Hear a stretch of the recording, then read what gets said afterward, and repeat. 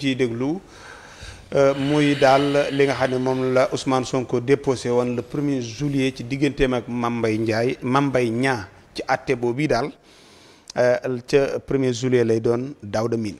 jugement boobu dafa am benn pàcc bu nga xamante ne dañ ko dépassé mooy béy na mbuus parce que ci jugement bi dafa am ñaari branche dafa am li ñuy woowee action publique bi ak action civile bi. action publique mooy condamnation 6 mois avec sursis bi nga xamante dafa amoon jeexital après. moom moo taxoon Ousmane Sonko mu woon bokk ci élection. jugement boobu. la loi d'amnistie purgé na ko dindi na ko. loolu moo tax Ousmane Sonko mënoon bokk ci élection. législative bi moom moo taxoon mu mënoon nekk député. parce que sinon bu fekkul woon ne loi d'amnistie jaaru fa woon Ousmane Sonko du mën a bokk ci élection yi parce que 6 mois avec sursis bi soo demee les dispositions du code électoral. daf ko doon interdire mu bokk ci élection pendant une durée de 5 ans. donc loi d'amnistie boobu moom moo ñëw daal di faase li nga xamante ne moom mooy 6 mois avec sursis parce que l'affaire Mame Mbaye Niang fait bel et bien partie de la loi d'amnistie. D'accord. Voilà. kon rabat d'arrêt bi amatul sens. donc c'est ça en fait. léegi loi mënu ma wax ne amul sens. pourquoi parce que dama la wax foofu action publique mais des na action civile bi. D'accord. mooy les 200 millions. la loi d'amnistie daf ne. la loi d'amnistie ne préjudicie pas aux droits des tiers. maanaam dommage intérêt yi dafay subsister. Ah, d'accord. maintenant su fekkee ni dem nga bu ñu defee rabat d'arrêt bi bon mën nañ xool ndax réellement 200 millions yi nga xamante ne. jox nañ ko Mame Mbaye Niang dans l'affaire de diffamation est-ce que réellement répondre na aux critères répondre na aux procédures et consorts. donc li may jàpp que ni jeexital bi actuellement c'est pas sur la peine c'est pas sur l'éligibilité ou bien l'inéligibilité de Ousmane Sonko parce que loolu dañ na ba pare c'est plutôt sur les intérêts civils bi nga xamante ne même bu fekkee ne am na loi d'amnistie les 200 millions dafay subsister parce que la loi d'amnistie ne préjuge pas aux droits des tiers moom la loi d'amnistie ci boppam bind. bu dee rek sur la condamnation. mi ngi noonu jërëjëf Cheikh Fall nee na ma choix bu li la Assane ñaanoon bul ko fàtte incha allah bala maa jeexal danaa ci dikk gars yi internet duñ bàyyi dara mu jàll. danañ ci ñëw. rabat d'arrêt bi Ousmane Sonko déposé woon kon le premier la ko tribunal la ko cour suprême di lañ bët xool Daouda Mine nag ñëw na ci xëy na côté mu nekk candidat yooyu moom loolu lijjanti woon ak amnistie bi lijjanti na ko xëy na 200 millions ak yeneen yi ñu ko kii woon daal xëy na moom la ñuy bëgg a xool. am na solo Sohaibou Alburax ma nga sa Seneweb ñu ngi koy siyaare baax mi ngi ñuy bàyyi xel nii. ñu ngi koy ñaanal jàmm bu baax a baax.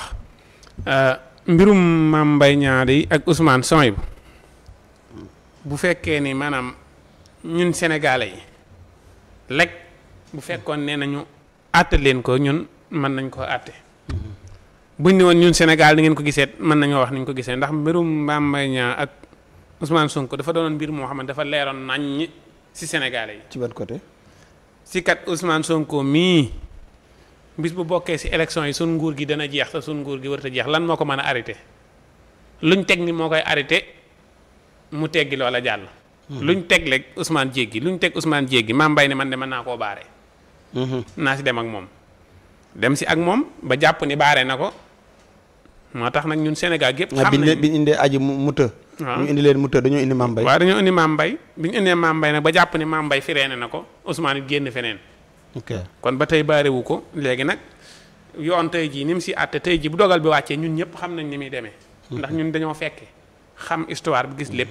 mooy Mame Mbaye Niang mii kat nekkutoon si dëgg si ay caaxaan képp la nekkoon ànd seeg ñoo xamante ni ay caaxaankat lañ. waaw. nekkoon ci caaxaan ànd ak ñuy caaxaan ba lii am. Mame Mbaye Niang doon mënut a caaxaan ba lii am da see am ñu si ànd lool ay caaxaan ba lii am maanaam maam kese amul doolay def lii. amul doolay caaxaan daa àndoon ak ñu ko ci doon digg. dafa ànd ak ñoo xam ne dañoo ànd ak moom di caaxaan ba lii am. ok léegi nag bu ñu wooyee Mame Mbaye lijjanti caaxaan yi ba nga xamante ni caaxaan yi féete na boor rek dina nga xam ne dafa am ñu si àndandooloon ci caaxaanoon. te daf mel ci dossier bi la saaba si fay àtte woon it ñu wëlbatiwaat ko de wala bu aji bi la. saaba si fay ci bii la woon. saaba si defe naa bu kii bi la woon. ok bu est-ce que nekkutoon bu aji bi. d'accord kon daal dañ ko dimbali ci caaxaan. ah moom donc daa mën a ci caaxaan moom dafa am dëgg. léegi la fait que ñu fexe ba jox la dëgg loolu luy caaxaan. le fait que ñu joxe résultat yi nag mu ni pëccet daw. moo yey. wax na dëgg de. moom avant résultat yi di leer Mame Mbaye génn rek. wax na dëgg bi mu xoolee ba gars yi bàyyee ba ñu leen bàyyee si guddi ga la muy bagaasam. leen bàyyee la muy bagaasam moom ñeneen ñëpp ne nañ daw ndax ñii dañuy gañe ñoo xam ne bu ñu leen bàyyee woon bu ñu leen bàyyiwutoon sax dañuy gañe au lieu bokk bi kii bi jàllee rek bu président Bassirou bi jàllee rek lañ ne si fini xam nga kale woon nañ Bassirou. waaw bañ ko da nga manqué nangam bañ dañuy defaat élection yi. waaw te xam nga ni kale boobu ay yëpp ay caaxaan la woon rek. ndax booba moom buñ ko kale woon ni dafa manqué demu jàllut. su boobaa moom musiba dana am. waaw ñu mujj bàyyi mu jàll te xam ne dara lu koy baare amul. ndax aka bëggoon yoon nag Mame Mbaye. Mame Mbaye ni bëggoon yóbbu nit ci yoon. ah dana ñëw de nguurug Macky Sall ñi mu yóbbu ci yoon. daal est-ce que ëppalewul ñi mu yóbbu ci yoon sax ci nguurug Macky Sall. yàlla xam ne dana ñëw. dina ñëw waaw dana ñëw de. fu muy jaar. man bu dul mbirum Ousmane dina ñëw si mbirum réew mi mbirum koppar yeeg yooyu yëpp ñu jën ñu. fu muy jaar fii si yoon bi. mais Mame Mbaye nee na paas ñëw léegi wala tënk andi bu leen Karim Wade gën a gore. Karim Wade der bu weex la yor ñoom ñu yor der bu ñuul. non Mame Mbaye der bu weex la yor. waaye nit ku ñuul la africain la. Karim Afrique day bañ. Karim lu mu doon. européen. jërëjëf Alaaji Ousmane Sonko de deuxième